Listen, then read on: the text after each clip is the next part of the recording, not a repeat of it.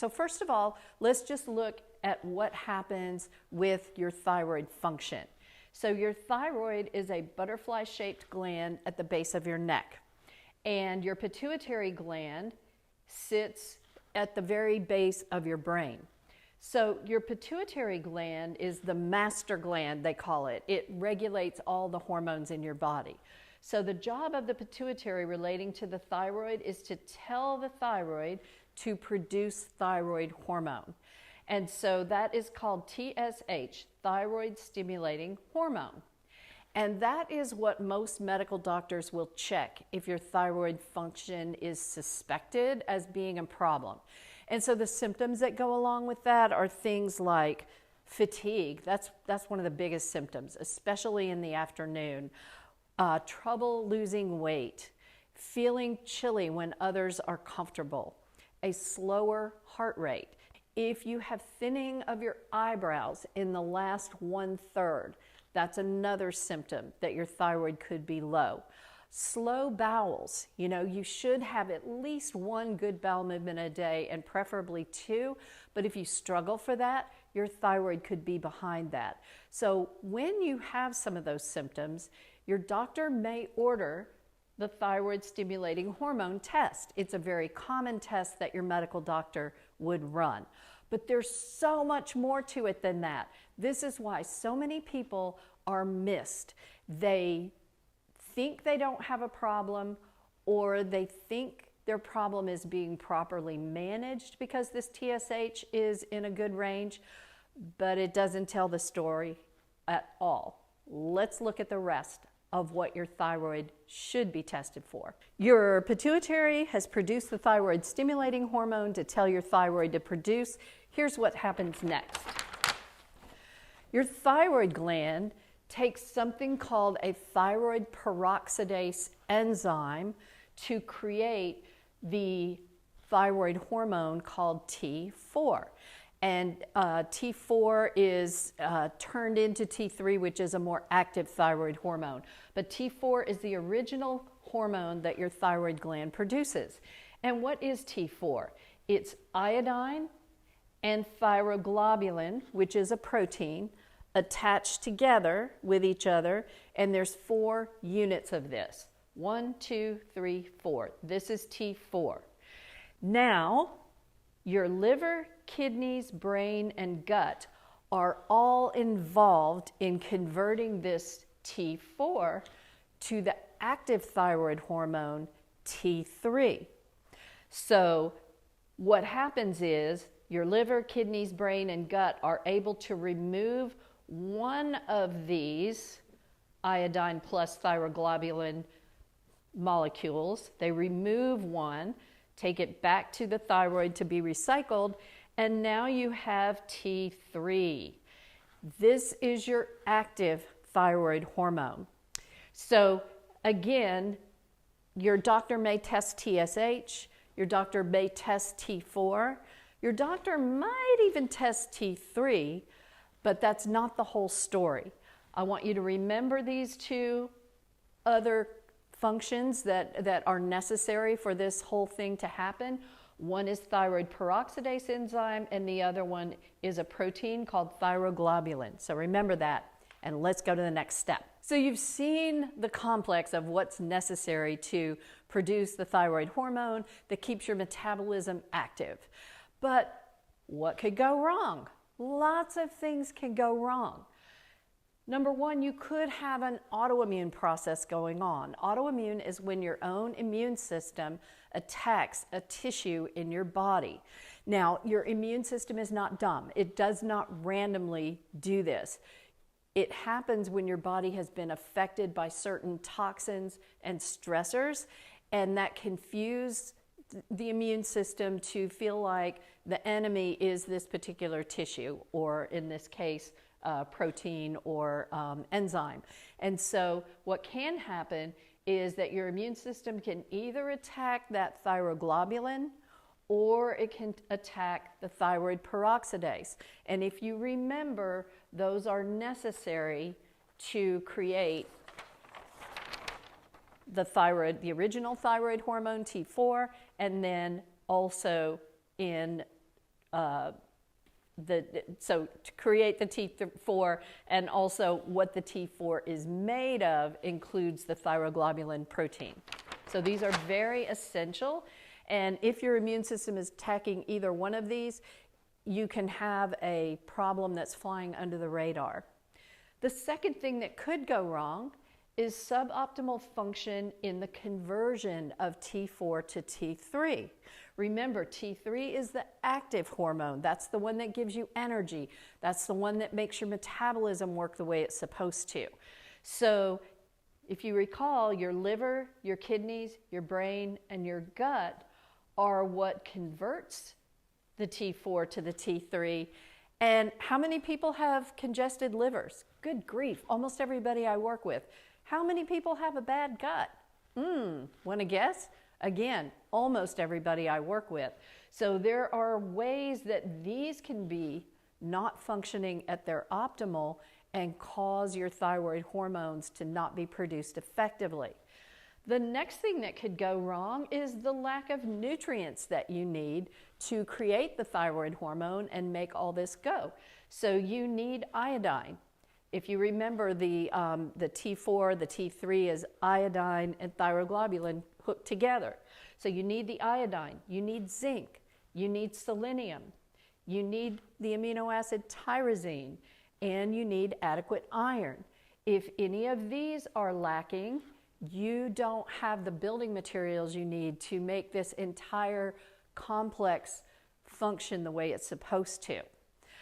The next thing that can go wrong is the production of something called reverse T3. So when we go back to this, let me get the right one here. When we go back to this, the original production is T4, and then liver, kidneys, brain, and gut are going to remove one of these complexes and create T3. It's a little more complicated than what I have put on here. I've tried to keep it very simple, but there are two different ways it can make T3. One is the way that functions to give you available T3, and then the other is it could be producing something called reverse T3. And reverse T3 will not allow your metabolism to function the way it should. So you, in your body, you have receptors that work like a lock and key.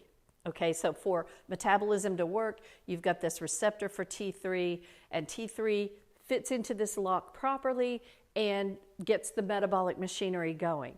Well, reverse T3 will also fit here, but in a different way that does not activate your metabolism. Why in the heck would your body do that? A number of reasons. Okay, the body slows down the metabolism due to perceived danger of some kind. Our bodies, you guys, are such miracles. It's just amazing. And this is just one fraction of what goes on in your body all the time. But when you perceive that there's danger, your body may want to slow down that metabolism. So let's say if your body thinks you might be starving, it's going to slow down your metabolism. Let's say you're sick, you have inflammation. These are just some of the reasons. Chronic stress will slow it down. Too much fasting or low carb. And again, low carb diets and intermittent fasting and fasting can help people in a big way. But are you doing too much of it? And is your body already in a state of stress in some other way that this is just adding one more stress to the picture? So it's very important that your body slows the metabolism in these instances. Famine is another way that your body will slow the metabolism. So people who have had famine in their genetic history, so the Irish, you may remember or know about, had the huge potato famine, and so many people were starving. Native American Indians have experienced the same kinds of things. So if genetically you have these famine episodes in your background, then your body is more easily going to think, hey, danger is here. So let's say you're stressed out. Your body thinks, uh-oh, there's going to be another famine. We're under stress. I better slow that metabolism. So when you have this kind of genetic background, you're more prone to have this kind of thing happen where your body produces reverse T3 to slow your metabolism down. Any chronic inflammation, if you're taking corticosteroids long term, so like prednisone, for example, those medications can also cause reverse T3 to be produced. And then just any long-term chronic illness that you have will also can cause your body to produce a reverse T3. So basically, stress.